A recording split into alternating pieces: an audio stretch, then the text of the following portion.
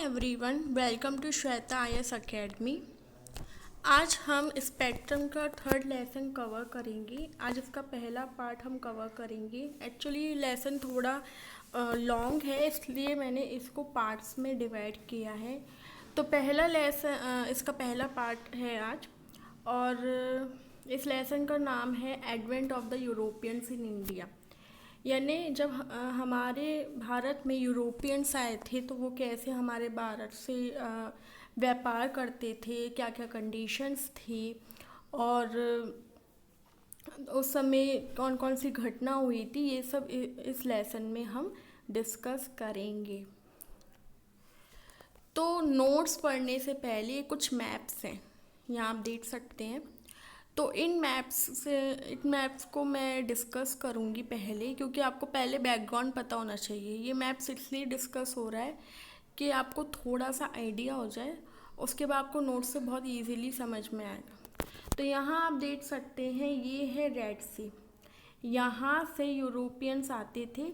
ये actually India, ये हमारा इंडिया है, ये इंडिया जाने का शॉर्टकट रास्ता होता था यूरोपियंस का।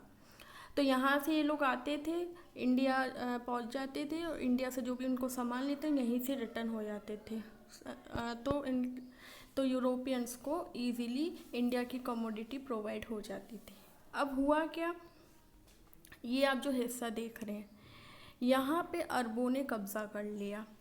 तो अब इससे क्या हुआ कि जो यूरोपियंस हैं उन्हें बहुत दिक्कत हो गई। अरब्स कहते थे कि अगर आपको इंडिया जाना है तो सबसे पहले आप हमें कमीशन दीजिए, ठीक है। जब आप हमें कमीशन देंगे तब हम आपको अलॉट करेंगे, तब आप इंडिया जा सकते हैं। अब अरब्स यहाँ पे कैसे आ गए? अरब्स ने जो है ये जगह अपने कब्ज़े में कर ली थी। उन्होंने बहुत सारे बैटल जीता था, और उस बैटल से उन्होंने काफ़ी एरिया कब्ज़े में कर लिया था।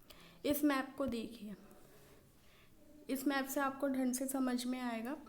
ये शॉर्टकट था इंडिया तक जाने का, ये हमारा इंडिया है। यहाँ से आते थे यूरोपियंस और इंडिया चले जाते थे। लेकिन ये जो है, ये पूरा एरिया जब अरब्स ने कब्ज़ा कर लिया तो अब यूरोपियंस को दिक्कत हो गई। तो यूरोपियंस ने ये नया रास्ता खोजा, ठीक है। यूरोपियंस को कमीशन नहीं देना था, तो कमीशन से बचने के लिए यूरोपियंस ने ये रास्ता खोजा, ठीक है। ये जो रेड लाइन है ये आउटवर्ड रूटिंग है। आउटवर्ड रूटिंग का मतलब ये यहाँ से अपने देश से आके इंडिया पहुँचते थे, और ये जो ग्रीन लाइन है ये रिटर्न रूट है। रिटर्न रूट का मतलब इंडिया जब पहुँच जाते थे फिर इंडिया से वापस ये रिटर्न लाइन यहाँ से अपने देश पहुँचते थे। ऐसे इन्होंने क्यों किया? क्योंकि यहाँ पे अरब्स का कब्ज़ा था। अरब्स कहते थे कि हमें आप कमीशन दीजिए, देन आप जा सकते। तो ये थी सिचुएशन पूरी। अब बात ये आती तो अरब्स ने कौन कौन सी जगह जो है वो कब्ज़े में अपनी ले ली थी। तो ये है ऑटोमन एम्पायर। अरब्स ने सबसे पहले ऑटोमन एम्पायर को अपने कब्ज़े में लिया था। ऑटोमन एम्पायर में ये आप देख सकते हैं कॉन्स्टेंटिनोपल, ये इसको हम इस्तांबुल भी कहते हैं। इस्तांबुल को इन्होंने कब्ज़े में लिया था, तो ब्लैक सी इनके कब्ज़े में हो गया था। यहाँ मेडिटेरियन सी भी इनके कब्ज़े में हो गया था। यानी ये पूरा जो ऑटोमन एम्पायर है, यानी ये सी और ये लैंड, तो पूरा इन्होंने अपने कब्ज़े में ले लिया था। इस मैप से अगर हम देखें तो यहाँ है आपका होली रोमन एम्पायर।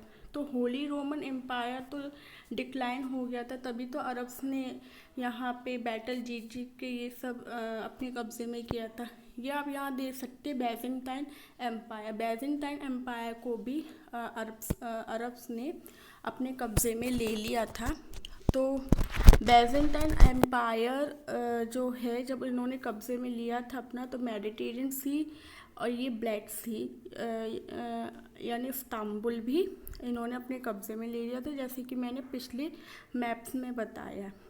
ये आप देखिए, जो रेड लाइन जा रही, यहाँ से पुर्तगाल आते थे, यहाँ से होते हुए रेड सी से होते हुए इंडिया पहुँच जाते थे।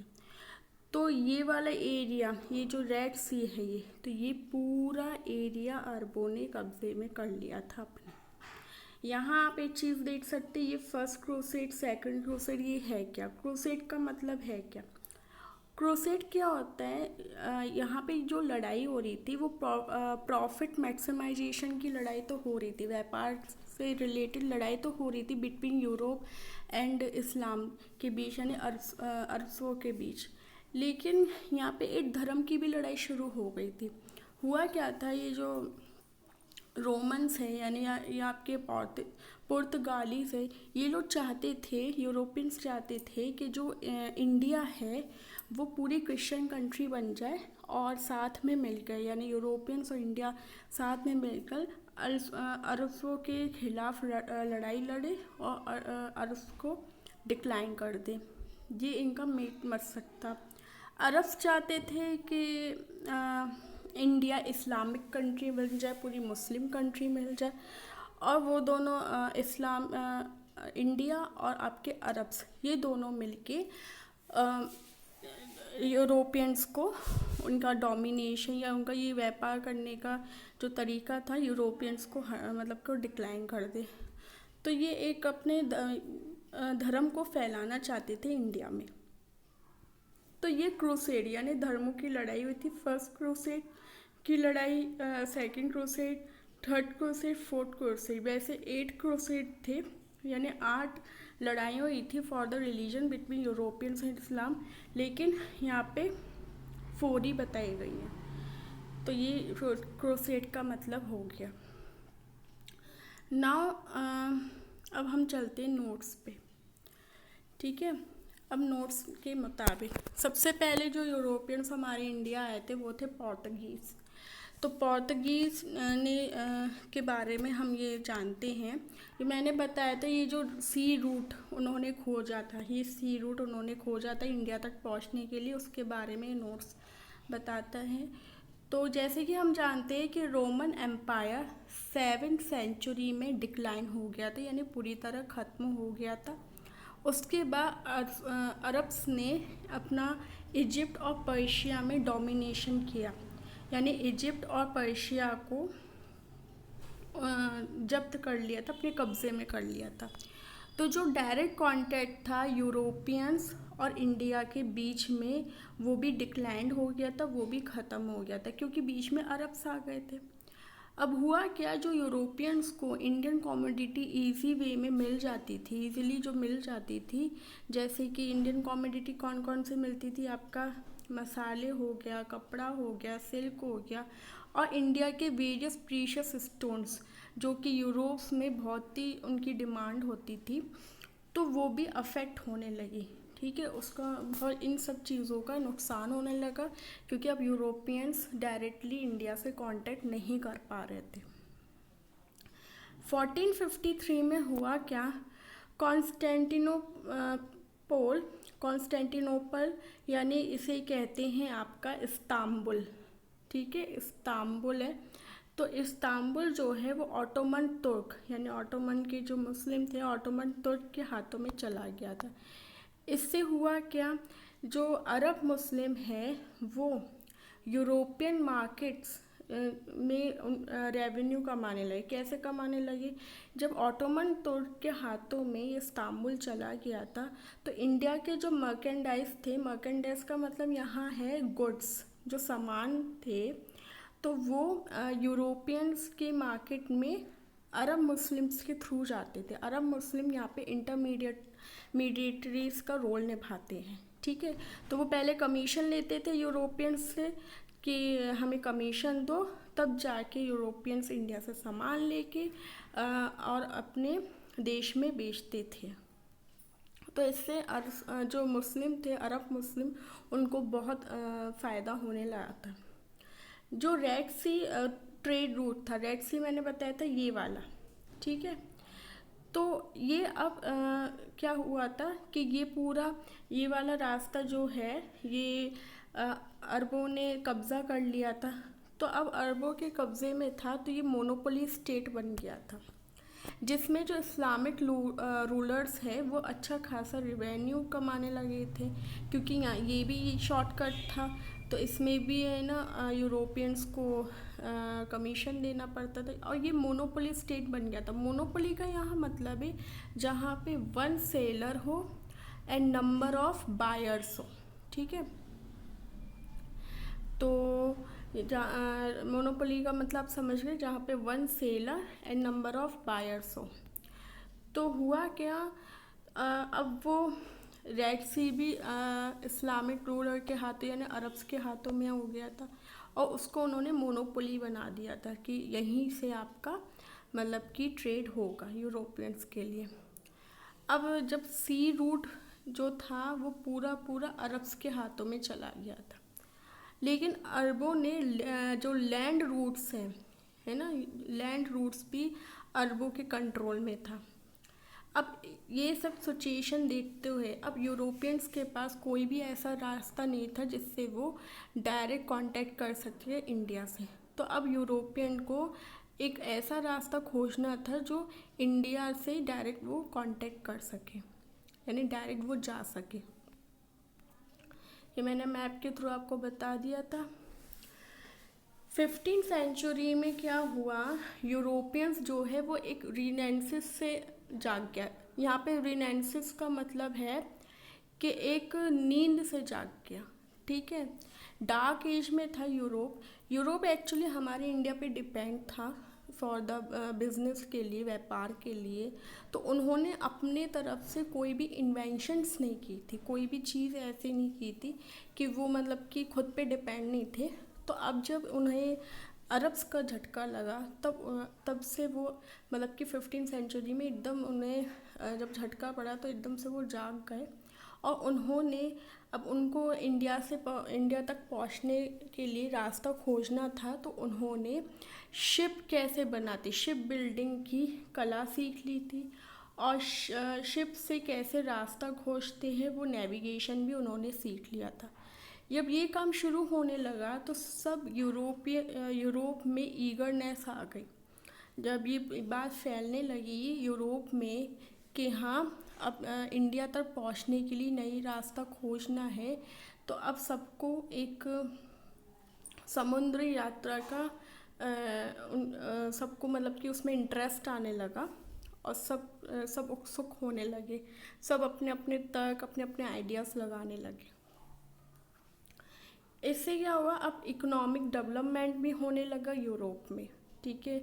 अब वहाँ पे कल्टीवेशन होने लगा, वहाँ पे प्लफ इम्प्रूव्ड होने लगा, वहाँ पे साइंटिफिक क्रॉप मैनेजमेंट का इंट्रोडक्शन होने लगा, क्रॉप रोटेशन होने लगा वहाँ पर, और मीट सप्लाई बढ़ने लगी वहाँ पर, है मीट सप्लाई बढ़ने लगी। कुकिंग के लिए मसाले वहाँ पे होने लगे, और प्रिजर्वेशन के लिए मीट की सप्लाई बढ़ने लगी।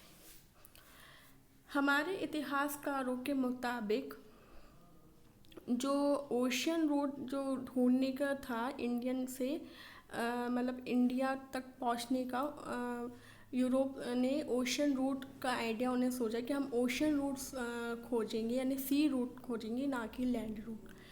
तो एक पुर्तगाल के प्रिंस हेनरी थे, ठीक है। तो ये जो टास्क था ओशियन रूट ढूंढने का, तो ये अब प्रिंस हेनरी के लिए ऑब्सेशन बन गया, यानी एक जुनून बन गया। और प्रिंस हेनरी जो थे उनका जो नाम था, निक नेम था, उन्हें कहा जाता था नेविगेटर इनका निक नेम था। ये आपके प्री में क्वेश्चन आ सकता है, ठीक है। तो he was a need to find, अब क्या था, अब वो मेडिटेरियन जो ईस्टर्न मेडिटेरियन जो सी रूट्स था उससे कनेक्टेड जितने भी इंडिया टू यूरोप रास्ते थे उन्हें उसको ढूंढना था, प्रिंस हेनरी को ढूंढना था। और उसमें जितने मुस्लिम डोमिनेशन था, ठीक है, उस रास्तों में जितने मुस्लिम डोमिनेशन था उस मुस्लिम को हटाना था। ये प्रिंस हेनरी चाहते थे कि मेडिटेरियन सी के कनेक्टेड जितने भी इंडिया टू यूरोप रास्ते हैं उसमें जितना भी मुस्लिम डोमिनेशन है उनको हटाना है। तो ये प्रिंस हेनरी का टास्क था। इसके लिए वो चर्च गए, वहाँ पे उन्होंने फादर से बात की, अपने सपने के बारे में बताया। उन फादर का नाम था पॉप निकोलस फिफ्थ, और उन्हें बताया तो पॉप निकोलस फिफ्थ ने क्या किया, प्रिंस हेनरी को बुल दिया। 1454 में उन्हें बुल दिया। क्यों दिया? ताकि उन्हें नेविगेट कर सके, उन्हें सही रास्ता दिखा सके मेडिटेरियन सी तक, ईस्टर्न मेडिटेरियन तक। अब क्या था, लेकिन ये सपना उनका पूरा हो पाता उससे प्रिंस हेनरी की मृत्यु भी हो गई। प्रिंस हेनरी ये तो चाहते थे, मतलब रास्ता तो उनको खोजना था ही, साथ में वो ये भी चाहते थे कि इंडिया में क्रिश्चियन फेथ फैलाया जाए, हैं, जिससे जो इस्लामिक है उनके खिलाफ फाइट की जाए। जब इंडिया क्रिश्चियन कंट्री बन जाएगा तो वो ये चाहते थे कि यूरोपियंस और इंडिया मिलके इस्लामिक के अगेंस्ट फाइट करें। नेक्स्ट 1497 में एक ट्रीटी हुई थी, ट्रीटी ऑफ टॉर्डेसिलास कहते हैं उसे। ये इसमें क्या था कि एक एटलांटिक था, यानी पूरा एक वर्ल्ड था, उसको दो हिस्सों में बांट दिया था। एक इमेजिनरी लाइन खींच दी गई थी एटलांटिक में। एटलांटिक में कोई रियल में तो लाइन खींच नहीं सकता, तो वर्ल्ड को एक दो हिस्सों में बांट दिया था और ऐसे करके एक लाइन खींच दी। उसमें ये कहा गया था कि जो आपके स्पेन और पुर्तगाल के बीच में ये लाइन डिवाइड करी गई थी। तो इसमें क्या था कि पुर्तगाल जो है वो ईस्ट, यानी लाइन पुर्तगाल को ईस्ट दिया गया था और स्पेन को वेस्ट दिया गया था, और दोनों शांति से पुर्तगाल स्पेन इस चीज़ पे राज़ी भी हो गए। जो लाइन खींची गई थी वो 1300 माइल्स तक खींची गई थी केप ऑफ वर्दे आइसलैंड में। ठीक है, अब 1487 में क्या हुआ था, एक पोर्तुगीज़ आए थे जिसका नाम है, पोर्तुगीज़ नेविगेटर आए थे जिसका नाम है बार्थोलोम्यू दियास। ठीक है, ये आए थे। क्या हुआ था, ये यहाँ पे आप मैप से समझिए, ये यहाँ से आए थे और यहाँ ये है आपका केप ऑफ गुड होप, यहाँ तक ये जैसे तैसे पहुँच गए थे। फिर यहाँ से इन्होंने देखा कि दूर दूर तक कुछ नहीं है, यहाँ पे इन्हें सिर्फ ओशियंस दिखे थे। तो इनको ये भ्रम रहा कि हाँ हम अब इंडिया पहुँच गए, क्योंकि इसके आगे दूर दूर तक कुछ नहीं था, सिर्फ ओशन था। तो यहाँ से ये वापस चले गए थे। तो उन्होंने अपने आप को कन्विंस किया था कि वो शायद उन्होंने इंडिया खोज लिया हो। तो ये इस भ्रम में ही रहे, लेकिन वो इंडिया नहीं पहुँचे थे, वो केप ऑफ गुड होप तक ही पहुँचे थे। लेकिन 10 साल का एक्सपीडिशन हुआ। 10 साल बाद पोर्तुगीज शिप्स बनी, और उसके बाद 1498 में पोर्तुगीज़ आए। जो पोर्तुगीज़ आए थे पहले 10 साल बाद, वो थे वास्को डिगामा। ठीक है, तो वास्को डिगामा जो है वो ये आपके केप ऑफ गुड होप तक पहुँचे, और उसके बाद उन्हें एक गुजराती पायलट मिले जिसका नाम था अब्दुल मजद। ठीक है, कैलीकट में मिले और उन्हें कैलीकट ले गए। उन्हें कैलीकट के थे, ये गुजराती पायलट अब्दुल मजद ये कैलीकट के थे, और इन्हें केप ऑफ गुड होप में मिले थे और वास्को डिगामा को कैलीकट में ले गए थे। वहाँ जो कैलीकट के राजा थे, जो रूलर थे, वो थे जैमोरिन। ठीक है, तो जैमोरिन ने उनका बहुत अच्छे से वेलकम किया था। एक्चुअली जैमोरिन को पता नहीं था कि वास्को डिगामा, ये जो पोर्तुगीज़ है, इनका यूरोपियंस का क्या इंटेंशन है।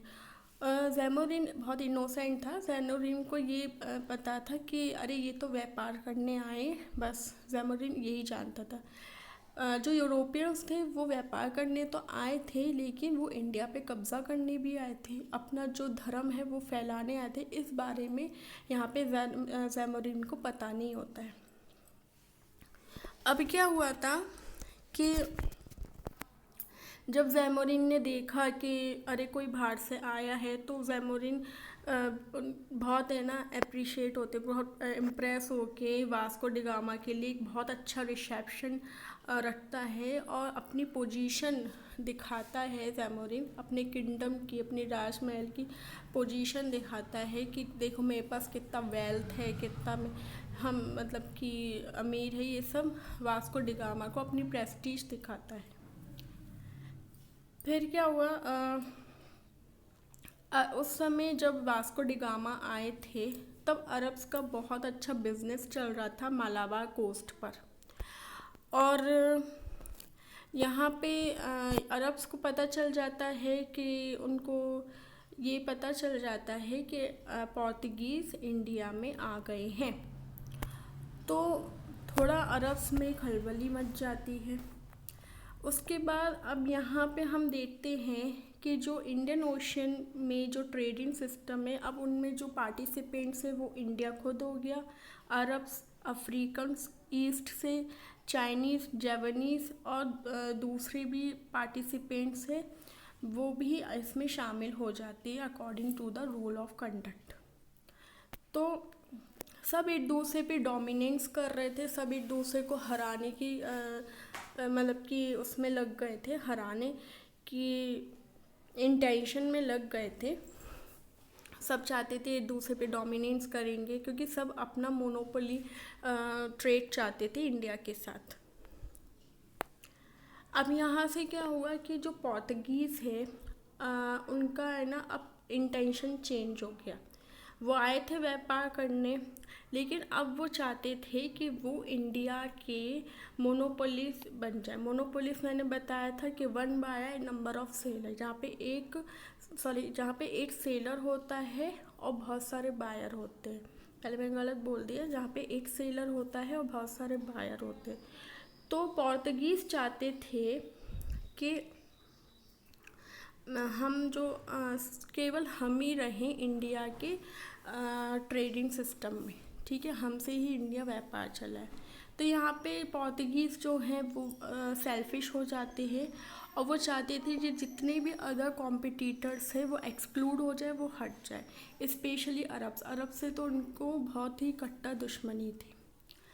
अब वास्को डिगामा इंडिया रहे थे 3 मंथ्स के लिए और फिर वो पुर्तगाल अपने वापस चले गए थे कार्गो, अच्छी खासी कार्गो लेकर। और उसमें उन्होंने यूरोपियन मार्केट्स में जो इंडिया के जो भी गुड्स थे, मसाले थे, कार्गोस थे, वो लिए और यूरोप के मार्केट में उन्होंने सेल आउट किए और उन्हें काफ़ी प्रॉफिट होने लगा। तो ये सब देखते हुए कि वास्को डिगामा की जो कंडीशन देखते हुए और भी यूरोपियंस जो थे वो भी मोटिवेटेड हो गए। उन्होंने भी सोचा कि हम भी जाएंगे। अब क्या था, अब जब वास्को डिगामा का ये जब देखा था ह्यूज प्रॉफिट अदर यूरोपियंस ने, तो उन लोगों ने भी डिसाइड कर लिया था कि हम भी इंडिया जाएंगे। अब क्या हुआ कि एक समुद्री यात्रा शुरू हुई, ठीक है, एक वोएग शुरू हुआ। वोएग का मतलब होता है समुद्री यात्रा। ये शुरू की थी पीट्रो अल्वेस कैब्रल ने, ठीक है, इन्होंने मतलब कि शुरू की थी। और ये इंडिया के साथ मसालों का व्यापार करना चाहते थे और इन्होंने कैलीकट में 1500 सितंबर 1500 में एक फैक्ट्री इस्टेब्लिश करी थी, ठीक है। तो वहाँ पे एक इंसिडेंट हो गया था जब कैब्रल ने जो फैक्ट्री उन्होंने इस्टेब्लिश करी थी, वहाँ पे एक इंसिडेंट हो गया था। उस फैक्ट्री में क्या हुआ था, उस फैक्ट्री में लोकल्स के द्वारा अटैक कर दिया गया था, तो जिसमें बहुत सारे पोर्तुगीज़ की डेथ हो गई थी। एंड इसके बदले में क्या किया था कैब्रल ने कि जो अरब्स थे वो जानते थे कैब्रल के ये अरब्स का काम है, तो अरब्स के जो भी शिप्स थे उनमें आग लगा दी थी। बहुत सारे उन्होंने अरब्स को मार डाला था। उनके जो कार्गो है और शिप्स वगैरह में, उनके सामान में, सब में उन्होंने आग लगा दी थी क्योंकि वो बदला ले रहे थे अपनी फैक्ट्री के ऊपर जो हमला हुआ था उस पे। फिर कैब्रल के द्वारा जो कैलीकट थे वो बॉम्बर्ड हो गए थे। कैलीकट में बहुत सारे बॉम्बबाजी होने लगी थी, बॉम्ब मतलब कि विस्फोट होने लगा था, क्योंकि कैब्रल ने ही ये हंगामा किया था। उसके बाद लोकल रूलर्स जो थे, कोचीन और कैनाडोर के जो रूलर्स थे, उन्होंने एक ट्रीटी बनाई थी। उस ट्रीटी का नाम था एडवांटेजियस ट्रीटीज़। ये बनाई थी उन्होंने, और उसमें कैब्रल के साइन उन्होंने किए थे कि मतलब कि एक समझौता वाली जो हम ट्रीटी कहते हैं वो साइन किए थे। और ये किसने बनाई थी? कोचीन और कैनाडोर के रूलर्स ने। फिर 1501 में वास्को डी गामा फिर से इंडिया आए, और अब इस बार जो है ज़ैमोरिन को वास्को डी गामा की इंटेंशन पता चल जाता है, और वास्को डी गामा ज़ैमोरिन को अपने अंडर ले लेता है। पहले ज़ैमोरिन मना करता है अरब मर्चेंट्स को मतलब कि डिक्लाइन करने के लिए, लेकिन जैसे तैसे फिर वो वास्को डी गामा क्या करता है, यहाँ पे वास्को डी गामा ज़ैमोरिन को हरा देता है। यहाँ ज़ैमोरिन पूरी तरह से ख़त्म हो जाता है। ख़त्म का मतलब उसकी जो वैल्यू वो सब ख़त्म हो जाता है, और वो कैलीकट में वास्को डी गामा अपना राज जमा लेता है। ठीक है, तो यहाँ पे कैलीकट का अब जो रूलर हो गया वो हम कह सकते हैं वास्को डी गामा हो गया। अब क्या है, अब ज़ैमोरिन जो है वो टोटली डिपेंड हो जाता है वास्को डी गामा पर। अब वास्को डी गामा ने कैनाडोर में ट्रेडिंग फैक्ट्री सेटअप कर लेता है वास्को डी गामा, और जो ग्रेजुअली जो कैनाडोर और कोचीन जो है वो भी कैलीकट के इम्पॉर्टेंट ट्रेड सेक्टर बन जाती है। यानी पोर्तुगीज़ का अब कैनाडोर और कोचीन में भी मतलब कह सकते हैं कब्ज़ा हो जाता है, क्योंकि अब ये इम्पॉर्टेंट ट्रेड सेंटर हो गए थे पोर्तुगीज़ के। अब क्या होता है कि जब पोर्तुगीज़ अपनी फैक्ट्री बना लेती है, कैनाडोर कोचीन जब कैलीकट में वास्को डी गामा का पूरा कब्ज़ा हो जाता है और कोचीन और कैनाडोर की ट्रेड सेंटर होते, तो पोर्तुगीज़ अब ये मतलब कि डिसाइड करती है कि वो अपनी फैक्ट्रीज़ को फोर्टिफाई कर ले। फोर्टिफाई का यहाँ मतलब है किलाबंदी कर ले, चारों तरफ से किलाबंदी कर ले, ताकि कोई भी उनकी फैक्ट्रीज़ को मतलब कि नुकसान ना पहुँचाए। तो ये उन्हें परमिशन मिल। तो आज के लिए इतना ही। आगे हम पढ़ेंगे फ्रांसिस्को दी अल्मेडा भी आए थे, उसके बाद अल्फोंसो भी आए थे। तो ये अलग अलग यूरोपियंस हैं, ये हम नेक्स्ट पार्ट में पढ़ेंगे। तो अगर मैं एकदम से आपको पढ़ा दूँगी तो आपको समझ में ही नहीं आएगा। तो thank you, meet you in next part. Please like, subscribe and share my channel. अगर आपको कुछ भी डाउट है आज के लेक्चर में तो प्लीज़ आप मुझे कमेंट करके बताइए, और जो भी टर्म में प्रॉब्लम है वो मुझे बताइए, मैं क्लियर करूँगी। ओके, सो बाय।